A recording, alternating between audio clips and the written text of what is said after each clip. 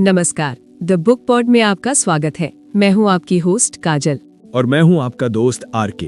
काजल, क्या आपने कभी सोचा है कि जिस इंसान से आप रोज मिलते हैं, हंसते बोलते हैं, क्या पता उसके चेहरे के पीछे एक दरिंदा छिपा हो? ये ख्याल ही डरावना है आरके, लेकिन आज की किताब हमें इसी कड़वी हकीकत से रूबरू कराती है। आज हम उस इंसान की लिखी किताब पर बात करेंगे जिसने दुनिया के सबसे खूंखार सीरियल किलर्स और साइकोपैथ्स की आंखों में आंखें डालकर बात की है। जी हाँ, आज हम बात कर रहे हैं क्रिस्टोफर बेरी डी की bestseller talking with psychopaths and savages की। इस किताब में उन हत्यारों के इंटरव्यू हैं जिनके लिए किसी की जान लेना सब्जी काटने जैसा है, बिना किसी पछतावे के, बिना किसी डर के। ये पॉडकास्ट कमजोर दिल वालों के लिए नहीं है। इसमें हम इंसानियत के उस काले सच को जानेंगे जिसे मानना मुश्किल है। हम जानेंगे कि एक राक्षस का दिमाग कैसे काम करता है। तो अगर आप में हिम्मत है इस अंधेरे को देखने की, तो चलिए शुरू करते हैं जुर्म और मनोविज्ञान का ये खौफनाक सफर सिर्फ द बुक पॉड पर। हमारे पास जो सामग्री है उसमें एक बहुत ही डरावनी बात कही गई है। एक सीरियल किलर ने कहा था, हम तुम्हारे बेटे हैं, हम तुम्हारे पति हैं, हम हर जगह हैं। Ted Bundy. हाँ, ये टेड बंडी के शब्द हैं। और ये इस हकीकत को सामने लाते हैं कि जो इंसान सबसे भयानक काम करते हैं वे अक्सर हमारे आपके जैसे ही बिल्कुल सामान्य दिखते हैं। और यही आज की हमारी गहरी पड़ताल का केंद्र है। सवाल ये नहीं है कि राक्षस कैसे दिखते हैं, नहीं, सवाल ये है कि एक सामान्य दिखने वाले इंसान के अंदर एक राक्षस कैसे पलता है। आज हमारे पास जो स्रोत हैं वे कुछ जाने माने अपराधियों के मनोवैज्ञानिक विश्लेषण, केस स्टडीज और यहाँ तक कि लेखक की उनसे सीधी बातचीत पर भी आधारित है। हाँ, तो हम सिर्फ अपराधों की सूची नहीं देखेंगे, बल्कि उस मानसिकता को समझने की कोशिश करेंगे जो इन अपराधों को जन्म देती है। तो हमारा मकसद साफ है, उस नकाब के पीछे झांकना जिसे ये अपराधी पहनते हैं, और उस विज्ञान और मनोविज्ञान को समझना जो उन्हें शायद हमसे अलग बनाता है। बिल्कुल। चलिए इस उलझी हुई गुत्थी को सुलझाना शुरू करते हैं। ठीक है। तो शुरुआत करने के लिए ये समझना जरूरी है कि जब हम किलर शब्द का इस्तेमाल करते हैं तो हम अक्सर कई अलग अलग तरह के अपराधियों को एक ही तराजू में तौल देते हैं। हाँ, ये होता है। लेकिन इन्हें समझने के लिए कानून और मनोविज्ञान इन्हें साफ तौर पर अलग अलग श्रेणियों में बांटते हैं। हाँ, क्योंकि हम सीरियल किलर, मास मर्डरर जैसे शब्द बहुत सुनते हैं, लेकिन इनका मतलब अक्सर घालमेल हो जाता है। एक इंसान जो एक ही बार में कई लोगों को मारता है और एक जो सालों तक अलग अलग हत्याएं करता है, उनकी मानसिकता तो बहुत अलग होगी। मां, बिल्कुल। स्रोत ने 3 मुख्य श्रेणियों में रखते हैं। पहली और सबसे मशहूर श्रेणी है सीरियल किलर्स की। ये वो अपराधी हैं जो अलग अलग समय पर कम से कम 3 हत्याएं करते हैं और हर हत्या के बीच में एक कूलिंग ऑफ पीरियड होता है। अच्छा, कूलिंग ऑफ पीरियड। हाँ, ये वो वक्त है जब वो अपनी सामान्य जिंदगी में लौट जाते हैं। ये हफ्तों, महीनों या सालों का भी हो सकता है। तो ये कूलिंग ऑफ पीरियड ही उन्हें दूसरों से अलग करता है। वे अपराध करते हैं, फिर शांत हो जाते हैं और फिर से करते हैं, एक चक्र की तरह। सही। दूसरी श्रेणी है मास मर्डरर्स की। ये एक ही घटना में एक ही जगह पर 4 या उससे ज्यादा लोगों की हत्या करते हैं। इनके लिए कोई कूलिंग ऑफ पीरियड नहीं होता। मतलब कोई ब्रेक नहीं। कोई ब्रेक नहीं, सब कुछ मिनटों या घंटों में हो जाता है। इसका एक क्लासिक उदाहरण रोनाल्ड डिफियो जूनियर है। ओ, एमिटेबल हॉरर वाला मामला। हाँ, वही। और तीसरी श्रेणी वो है स्प्री किलर्स की। स्प्री किलर्स ये कम समय में एक से ज्यादा जगहों पर 2 या 2 से ज्यादा लोगों की हत्या करते हैं। इनकी हत्याओं के बीच कोई भावनात्मक कूलिंग ऑफ नहीं होता। अच्छा। ये एक तरह से हत्याओं की एक श्रृंखला होती है जो तब तक चलती रहती है जब तक वे पकड़े या मारे नहीं जाते। जैसे वो डीसी बेल्टवे स्नाइपर्स का मामला था। बिल्कुल, वो एक भयानक उदाहरण है जिन्होंने कुछ ही हफ्तों में पूरे शहर में दहशत फैला दी थी। लेकिन मुझे एक बात हमेशा थोड़ी अजीब लगती है, क्या ये श्रेणियां असल जिंदगी में भी इतनी साफ होती हैं? हाँ, ये बहुत अच्छा सवाल है। मुझे लगता है कि इंसान का व्यवहार इतना सीधा साधा नहीं होता होगा। क्या कोई अपराधी इन श्रेणियों के बीच में नहीं आ सकता? आप सही हैं, असल जिंदगी में चीजें धुंधली हो सकती हैं, लेकिन ये श्रेणियां प्रोफाइलर्स को अपराधी के मनोविज्ञान और उसके काम करने के तरीके को समझने में एक शुरुआती ढांचा देती हैं। एक स्टार्टिंग पॉइंट जैसा। हाँ, और इसी से जुड़ा एक और वर्गीकरण है जो शायद और भी ज्यादा महत्वपूर्ण है, ऑर्गेनाइज्ड बनाम डिसऑर्गेनाइज्ड किलर्स। योजनाबद्ध और अव्यवस्थित। हाँ, इसका क्या मतलब है? ऑर्गेनाइज्ड किलर बहुत मेथोडिकल यानी योजनाबद्ध होता है। वो अपने शिकार को चुनता है, उस पर नजर रखता है और अपराध की पूरी योजना बनाता है। पूरी प्लानिंग के साथ। जी। वो अक्सर अपने साथ हथियार लेकर आता है और सबूत मिटाने की पूरी कोशिश करता है। कनाडा के कर्नल रसल विलियम्स। ओह, वो सम्मानित सैन्य अधिकारी। हाँ, वही। उनका मामला इसका एक सटीक उदाहरण है। उनके अपराध बेहद सावधानी से प्लान किए गए थे। और डिसऑर्गेनाइज्ड इसका ठीक उल्टा होगा, जो बिना सोचे समझे आवेग में आकर काम करता है। बिल्कुल। डिसऑर्गेनाइज किलर अचानक किसी मौके का फायदा उठाकर अपराध करता है। तो कोई प्लानिंग नहीं। कोई प्लानिंग नहीं। अपराध स्थल अक्सर बहुत अस्त व्यस्त और हिंसक होता है। वो मौके पर जो भी हथियार मिलता है उसी का इस्तेमाल कर लेता है। ये अपराध अक्सर मानसिक बीमारी या एक तीव्र आवेग का नतीजा होते हैं। और यही आवेग हमें सबसे बड़े सवाल पर लाता है। ये सिर्फ अव्यवस्थित व्यवहार नहीं है, इसके पीछे दिमाग में कुछ गहरा चल रहा होता है। हाँ, क्योंकि एक चीज है योजना बनाकर किसी को मारना और दूसरी है अचानक गुस्से में आकर। लेकिन दोनों ही मामलों में एक बात तो समान लगती है, दूसरों के दर्द को महसूस न कर पाना। क्या इनके दिमाग की बनावट ही अलग होती है? स्रोत इसी तरफ इशारा करते हैं और इसके पीछे तंत्रिका विज्ञान से जुड़े ठोस कारण हैं। सोचिए, इंसान की नैतिकता का आधार क्या है? सहानुभूति यानी एम्पैथी। जब हम किसी को तकलीफ में देखते हैं तो हमें भी बुरा लगता है। हमारे दिमाग में एक अलार्म बजता है जो हमें गलत काम करने से रोकता है। लेकिन साइकोपैथ के दिमाग में ये अलार्म बजता ही नहीं है। एफएमआरआई ब्रेन स्कैन में ये साफ दिखा गया है। जब एक सामान्य व्यक्ति को कोई परेशान करने वाली तस्वीर दिखाई जाती है, जैसे किसी हिंसक घटना की, तो उसके दिमाग का एमिगडाला नाम का हिस्सा सक्रिय हो जाता है। एमिगडाला? हाँ, ये हिस्सा हमारी भावनात्मक प्रतिक्रियाओं, खासकर डर और सहानुभूति के लिए जिम्मेदार है। अच्छा। लेकिन जब एक साइकोपैथ को वही तस्वीर दिखाई जाती है तो उसके एमिगडाला में लगभग कोई हलचल नहीं होती। वो पूरी तरह शांत रहता है। ये तो बहुत ही अजीब बात है। इसका मतलब है कि उनके दिमाग में वो ब्रेक ही नहीं है जो हमें किसी को चोट पहुंचाने से रोकता है। सही पकड़ा। जहां हमारे दिमाग में घंटी बजती है, ये गलत है, इससे किसी को दर्द होगा, उनका दिमाग पूरी तरह खामोश रहता है। ये सिर्फ नैतिकता की कमी नहीं है, ये तो इंसान होने के एक बुनियादी हिस्से की गैर मौजूदगी है। आपने बिल्कुल सही पकड़ा। ये एक भावनात्मक अंधापन है। वे समझते हैं कि क्या सही है और क्या गलत, लेकिन वे उसे महसूस नहीं कर सकते। और एमिगडाला डर को नियंत्रित करने के लिए भी जरूरी है। क्योंकि उनका एमिगडाला ठीक से काम नहीं करता, वे अपने कामों के नतीजों से डरते भी नहीं है, इसलिए वे इतने बड़े जोखिम उठा लेते हैं। तो फिर यहाँ पर वो सदियों पुराना सवाल उठता है, क्या कोई ऐसा पैदा होता है या दुनिया उसे ऐसा बना देती है? प्रकृति बनाम परवरिश। हाँ। स्रोत इस पर एक बहुत ही संतुलित नजरिया पेश करते हैं। कुछ मामलों में परवरिश और बचपन के अनुभव एक बहुत बड़ी भूमिका निभाते हैं। जैसे पीटर कुर्तेन का मामला, जिसे वैम्पायर ऑफ डसलडॉर्फ भी कहा जाता था। उसका बचपन भयानक था। मैंने पढ़ा है उसके बारे में। उसके पिता एक शराबी और बेहद हिंसक इंसान थे जो उसके सामने ही उसकी माँ और बहनों के साथ दुर्व्यवहार करते थे। इस तरह का लगातार ट्रॉमा किसी के भी मनोविज्ञान को तोड़ मोड़ सकता है। पर ये बात मुझे हमेशा थोड़ी अधूरी लगती है। दुनिया में लाखों लोग भयानक बचपन से गुजरते हैं। हाँ। लेकिन वो सब तो हत्यारे नहीं बन जाते।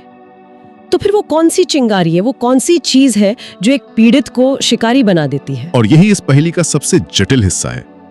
स्रोत साफ कहते हैं कि बुरा बचपन हर किसी पर लागू नहीं होता। कई सीरियल किलर्स सामान्य प्यार करने वाले परिवारों से आए हैं। तो मतलब कोई एक जवाब नहीं है? नहीं, ऐसा लगता है कि कुछ लोगों में आनुवांशिक रूप से ऐसी प्रवृत्ति हो सकती है। मतलब उनके दिमाग की बनावट ही उन्हें इस ओर धकेलती है। और अगर इस आनुवांशिक प्रवृत्ति के साथ बचपन का ट्रॉमा भी जुड़ जाए तो एक बहुत ही खतरनाक मिश्रण तैयार हो जाता है। हाँ, एक तरह की परफेक्ट स्टॉर्म जैसी स्थिति, जहां जेनेटिक्स और माहौल दोनों मिलकर एक राक्षस को जन्म देते हैं। और सबसे डरावनी बात यह है कि ये राक्षस हमारे बीच ही रहते हैं, बिल्कुल सामान्य बनकर। कर्नल रसल विलियम्स के केस पर वापस आते हैं। एक सम्मानित सैन्य कमांडर जो एक एयरबेस का प्रमुख था, शादीशुदा था, समाज में उसकी बहुत इज्जत थी। कोई सोच भी नहीं सकता था, कोई नहीं, कि रात में वो घरों में घुसकर महिलाओं के अंडरवियर चुरा रहा है। और यही मास्क ऑफ नॉर्मलिटी यानी सामान्यता का नकाब है। उनके अपराध अंडरवियर चुराने से शुरू हुए, फिर यौन हमलों में बदले और आखिरकार हत्या तक पहुंच गए। और वो तस्वीरें भी लेता था। हाँ, वो अपने हर अपराध की तस्वीरें लेता था, उन्हें अपने कंप्यूटर में सहेज कर रखता था। ये उनके दोहरे जीवन का एक चरम उदाहरण है। एक सार्वजनिक चेहरा और एक छिपा हुआ चेहरा। एक चेहरा जो भरोसे और सम्मान के लायक है और एक निजी चेहरा जो कल्पना से भी परे है। नेविल हीथ का मामला भी कुछ ऐसा ही था, जिसके बारे में स्रोतों में बताया गया है। आकर्षक, चार्मिंग, वायुसेना का पूर्व अधिकारी। बिल्कुल। महिलाएं उसकी तरफ खींची चली आती थीं। लेकिन उस चार्मिंग चेहरे के पीछे एक वहशी छिपा था जो महिलाओं को धोखा देता, उनका शोषण करता और अपनी सैडिस्टिक फैंटेसीज को पूरा करने के लिए उनकी हत्या कर देता। ये लोग इंसान की भावनाओं को पढ़ने में माहिर होते हैं। हाँ, लेकिन सिर्फ इसलिए ताकि वे उनका फायदा उठा सकें। वे जानते हैं कि सामान्य दिखने के लिए क्या कहना है, कैसे व्यवहार करना है। वे सहानुभूति का नाटक कर सकते हैं, प्यार का इजहार कर सकते हैं। हाँ, लेकिन अंदर से वो पूरी तरह खाली और दूसरों के दर्द से बेपरवाह होते हैं। ये सब सुनकर तो यही डर लगता है कि ये लोग हमारे आसपास हो सकते हैं और हम उन्हें पहचान भी नहीं पाएंगे। क्या स्रोत इस बारे में कुछ बताते हैं कि कोई रेड फ्लैग, कोई चेतावनी का संकेत होता है? लेखक इस बारे में एक बहुत ही निराशाजनक बात कहते हैं। क्या? कि असल में इन्हें पहले से पहचानना लगभग नामुमकिन है। ये सोचना कि कोई स्पष्ट चेतावनी के संकेत मिलेंगे एक बहुत बड़ी गलतफहमी है। लेकिन क्यों? वो अपने असली स्वभाव को छिपाने में उस्ताद होते हैं और जब वे हमला करने का फैसला करते हैं तो वो अचानक और बिना किसी चेतावनी के होता है। इससे शिकार को बचने का मौका ही नहीं मिलता। ये बहुत ही हताश करने वाली बात है। इसका मतलब है कि वे हमारे भरोसे का ही इस्तेमाल हमारे खिलाफ करते हैं। हाँ। और अब उस हिस्से पर आते हैं जो मुझे सबसे ज्यादा हैरान करता है। इन स्रोतों के लेखक ने असल में इन हत्यारों के साथ एक कमरे में बैठकर उनसे बात की है। मैं ये कल्पना भी नहीं कर सकती कि ये अनुभव कैसा होता होगा। ये एक बेहद मुश्किल और मानसिक रूप से थका देने वाला काम है। लेखक बताते हैं कि इन इंटरव्यूज के लिए तैयारी ही सबसे अहम है। तैयारी? उनका एक नियम है, अपराधी के बारे में उससे ज्यादा जानो। आपको उसके केस की हर छोटी बड़ी बात, उसके परिवार का इतिहास, उसकी मनोवैज्ञानिक प्रोफाइल, सब कुछ पता होना चाहिए। ऐसा क्यों? ये तैयारी इतनी जरूरी क्यों है? क्योंकि ये अपराधी बेहद चालाक और मैनिपुलेटिव होते हैं। वे आपसे मिलते ही आपको परखना शुरू कर देते हैं। अच्छा। वे आपकी कमजोरियां ढूंढने की कोशिश करते हैं। अगर उन्हें एक पल के लिए भी लगा कि आप तैयार नहीं हैं या आप उनसे कम जानते हैं तो वे या तो आपसे बात ही नहीं करेंगे, हाँ, या फिर झूठ से आपको घुमा देंगे। बिल्कुल। आपका ज्ञान ही आपका एकमात्र हथियार और सुरक्षा कवच है। और लेखक इस बात पर भी जोर देते हैं कि इन पर दया करने की गलती कभी नहीं करनी चाहिए। अब एक नाटक कर सकते हैं, रो सकते हैं, अपने मुश्किल बचपन की दर्द भरी कहानियां सुना सकते हैं, लेकिन ये सब एक अभिनय है। लगभग सभी कानून प्रवर्तन पेशेवरों का अनुभव यही कहता है कि हाँ, ये सब एक अभिनय है। वे अपने किए पर शर्मिंदा नहीं होते। तो उन्हें दुख किस बात का होता है? सिर्फ इस बात का कि वे पकड़े गए। उनके आंसू अपने पीड़ितों के लिए नहीं, सिर्फ अपने लिए होते हैं। इस बातचीत के दौरान एक और दिलचस्प बात सामने आई, अमेरिका और ब्रिटेन के जेलों के माहौल में अंतर। हाँ, ये काफी रेवलेटर है। लेखक अमेरिकी सुपरमैक्स जेलों के माहौल को बेहद आक्रामक, शोर शराबे वाला और तनावपूर्ण बताते हैं। उन्होंने इसकी तुलना एक चिड़ियाघर में बंदरों के बाड़े में खाना फेंकने के समय से की है, जहां हर तरफ चीख पुकार और अराजकता होती है। और ब्रिटेन की जेलें? इसके विपरीत ब्रिटेन की हाई सिक्योरिटी जेलों में एक तरह की औपचारिकता और शांति है। माहौल ज्यादा नियंत्रित और शांत लगता है। लगी वो ये थी कि जेल की दीवारों के अंदर इन अपराधियों की वो डरावनी शोहरत पूरी तरह खत्म हो जाती है। हाँ, ये एक बहुत महत्वपूर्ण बिंदु है। बाहर की दुनिया में मीडिया उन्हें नाइट स्टॉकर या सनसेट स्ट्रिप किलर जैसे बड़े बड़े डरावने नाम देता है। वो एक तरह के सेलिब्रिटी बन जाते हैं। हाँ, लेकिन जेल के अंदर वे सिर्फ एक नंबर होते हैं।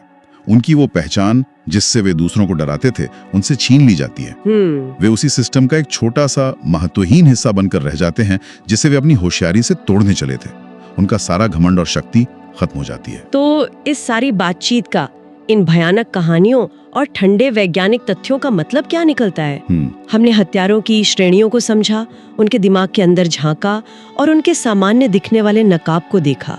ये इंसान की प्रकृति का एक बहुत ही अंधकारमय कोना है। मुझे लगता है कि इसका सबसे बड़ा सबक इंसान के स्वभाव के दोहरेपन के बारे में है। दोहरापन? हर इंसान के अंदर एक सार्वजनिक और एक निजी चेहरा होता है, लेकिन इन लोगों के मामले में ये दो चेहरे बिल्कुल अलग दुनिया के होते हैं। एक सम्मानीय नागरिक और एक छिपा हुआ राक्षस। जैसे कर्नल विलियम्स? हाँ, कर्नल विलियम्स या नेविल हीथ जैसे मामले हमें यही सिखाते हैं कि जो जैसा दिखता है जरूरी नहीं कि वो वैसा ही हो। यह हमें अपने रिश्तों में आंखें खुली रखने की एक कठोर याद दिलाता है। और शायद सहानुभूति के महत्व को भी रेखांकित करता है। इन सभी अपराधियों में एक ही चीज की कमी थी। हाँ, दूसरों का दर्द महसूस करने की क्षमता। निश्चित रूप से वे समाज से भावनात्मक रूप से पूरी तरह कटे हुए हैं। वे वो धागा महसूस नहीं कर सकते जो हम सबको एक दूसरे से जोड़ता है। ये हमें अपने समाज में सहानुभूति और भावनात्मक जुड़ाव को बढ़ावा देने के लिए प्रेरित करता है, क्योंकि जिस समाज में लोग एक दूसरे से भावनात्मक रूप से दूर हो जाते हैं, वहीं इस तरह के अलगाव को पनपने का मौका मिलता है। स्रोत में एक जगह ये बात कही गई है कि एक हीलर यानी मरहम लगाने वाले और एक मॉन्स्टर यानी राक्षस के बीच की रेखा बहुत पतली हो सकती है। अगर ये सच है तो ये हमारे समाज और उन संस्थाओं के बारे में क्या कहता है जिन पर हम आंख मूंद कर भरोसा करते हैं, जैसे सेना या पुलिस, और हम उस भावनात्मक अलगाव का मुकाबला करने के लिए करुणा कैसे पैदा कर सकते हैं जो आखिरकार ऐसी तबाही की ओर ले जाता है। तो दोस्तों, ये थी उन दिमागों की कहानी जहाँ रहम नाम की कोई चीज नहीं होती। ये किताब हमें चेतावनी देती है कि शैतान सींग लगाकर नहीं आते, वो हमारे बीच आम इंसान बनकर रहते हैं। द बुक पॉड का ये एपिसोड शायद आपको कुछ रातें सोने न दे, लेकिन ये जागरूकता जरूरी है। अगर आपको हमारा ये ट्रू क्राइम विश्लेषण पसंद आया तो चैनल को अभी सब्सक्राइब करें और इस वीडियो को लाइक करना ना भूलें। इस वीडियो को अपने उन दोस्तों के साथ शेयर जरूर करें जो क्रिमिनल साइकोलॉजी में दिलचस्पी रखते हैं। और हाँ, अगली बार आप किस थ्रिलर या साइकोलॉजी बुक की समरी सुनना चाहते हैं, हमें कमेंट्स में बताएं। और अब आज का सबसे बड़ा और पेचीदा सवाल। इसका जवाब देने के लिए आपको एक जज की तरह सोचना होगा। जवाब नीचे कमेंट बॉक्स में दीजिएगा। इन अपराधियों की कहानियां सुनने के बाद आपका क्या मानना है? क्या कोई इंसान जन्म से ही अपराधी होता है या उसके हालात और परवरिश उसे ऐसा जानवर बना देती है?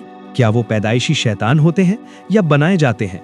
अपनी राय तर्क के साथ कमेंट में लिखें। हम जानना चाहते हैं कि आप क्या सोचते हैं। मैं काजल और मैं आरके आपसे फिर मिलेंगे एक नई कहानी के साथ। तब तक के लिए सावधान रहिए और सुरक्षित रहिए। धन्यवाद।